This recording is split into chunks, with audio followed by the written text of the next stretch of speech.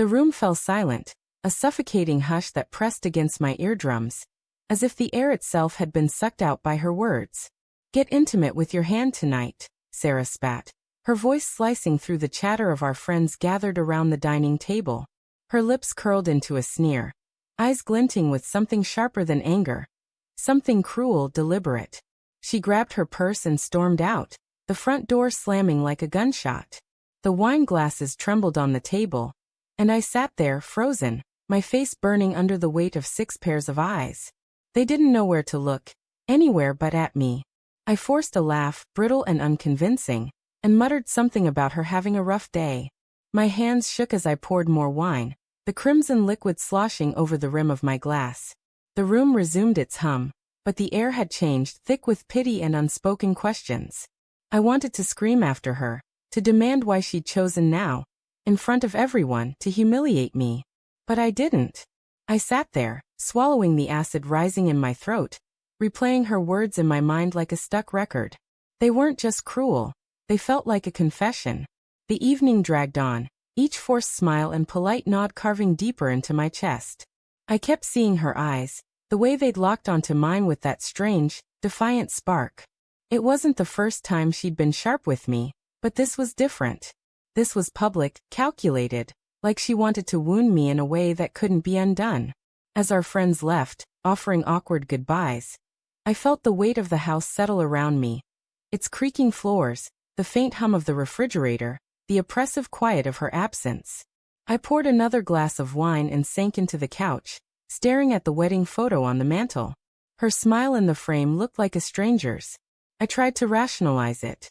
Sarah had been distant for weeks, her laughter rarer, her touch fleeting. Work stress, I told myself. Long hours at the law firm, late nights with clients. But now, her words echoed, and the excuses I'd built crumbled like sand. I grabbed my phone, scrolling through our texts. The last message from her was from this morning. "Running late, don't wait up. No love you, no warmth. Just cold efficiency." My thumb hovered over her number, but I didn't call. Instead, I opened her social media, something I hadn't done in months. Her posts were sparse, professional, photos of her at conferences, smiling with colleagues. But one image stopped me cold. A candid shot of her laughing with a man I didn't recognize, their shoulders brushing, his hand resting on her arm. The caption read, "Teamwork makes the dream work." My stomach twisted. I told myself it was nothing. A coworker. A friend. But the way her body leaned into his, the ease in her smile. It was a version of her I hadn't seen in months. I clicked on his profile. Daniel Harper, senior partner at her firm. His feed was a mix of legal jargon and polished headshots, but one post caught my eye. A photo of a dimly lit bar, 2 glasses of whiskey, and a caption. "Late nights, good fights." The date was 2 weeks ago, the same night Sarah told me she was stuck at the office. My heart thudded in my chest, a dull, insistent drumbeat. I stood, pacing the living room, the hardwood cold against my bare feet. The walls seemed to close in, the air thick with the scent of her lavender perfume lingering from earlier. I wanted to believe I was wrong, that I was reading too much into a photo, a caption, a moment. But her words at dinner kept clawing at me. "Get intimate with your hand." Why say that? Why humiliate me unless she was trying to push me away, to justify something she'd already done? I sank back onto the couch, my mind spiraling. I thought of the late nights, the unanswered calls, the way she'd started locking her phone.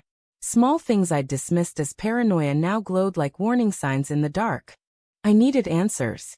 I grabbed her laptop from the coffee table. She'd left it behind in her rush to leave. My fingers hesitated over the keyboard, guilt prickling at my skin.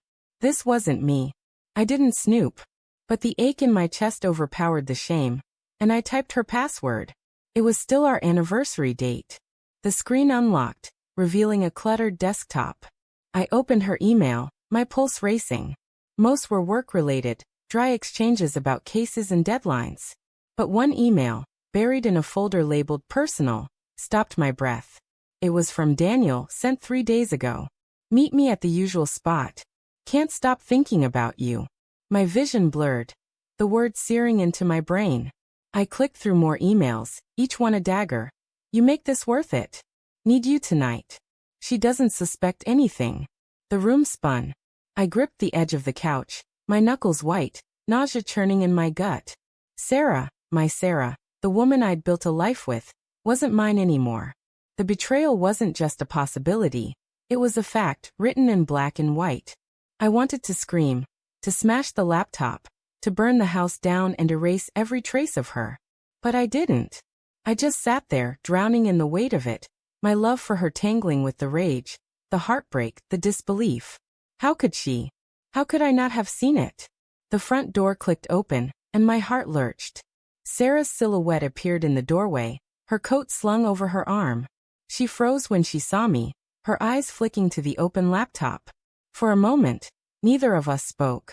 The air crackled with tension, like the moment before a storm breaks. "What are you doing?" she asked, her voice low-guarded. I stood, my hands trembling. "Who's Daniel?" The question came out sharper than I intended, laced with all the hurt I couldn't hide. Her face paled, but she didn't flinch. "A colleague," she said too quickly. "You know that. Don't lie to me." My voice broke, and I hated how weak it sounded. "I saw the emails, Sarah. I saw everything." She set her purse down slowly, her movements deliberate, like someone defusing a bomb. "You went through my emails?" Her tone was accusatory, but there was no real surprise in it. She knew. She'd always known this moment would come. "Tell me the truth," I said, stepping closer. "Are you sleeping with him?" Her silence was louder than any confession. She looked away, her jaw tight, and in that moment, I saw her guilt, her shame, her defiance. "It's not what you think," she whispered finally, but the words were hollow. "Then what is it?" I shouted, my voice echoing off the walls. "Because it looks like you've been lying to me, sneaking around, making a fool of me in front of everyone." Her eyes flashed with anger now, the same fire I'd seen at dinner. "You think you're so perfect, don't you? Always playing the good husband, never asking what I need." I was suffocating, Mark. "Daniel, he sees me. He listens." Her words hit like a punch, stealing my breath. I wanted to argue, to tell her she was wrong, but part of me wondered if she was right. Had I missed something? Had I failed her? The doubt gnawed at me, even as the betrayal burned. "So you humiliate me? You throw it in my face in front of our friends." "I didn't mean to," she said, her voice cracking. "I was angry. I'm tired of pretending everything's fine." I laughed, a bitter, broken sound. "Pretending? You've been pretending with me for months. Maybe years." She didn't respond. She just stood there, tears welling in her eyes, but I couldn't feel sorry for her. Not now. The room felt too small, the air too thick. I grabbed my keys and headed for the door, my heart pounding in my ears. "Where are you going?" she called after me, her voice small. I didn't answer. I couldn't. I stepped into the night, the cold air biting at my skin, and kept walking, unsure if I was running from her or from the truth. Behind me, the house stood silent, a tomb for the life we'd built. And in that moment, I realized the worst part wasn't her betrayal. It was the part of me that still loved her, even now.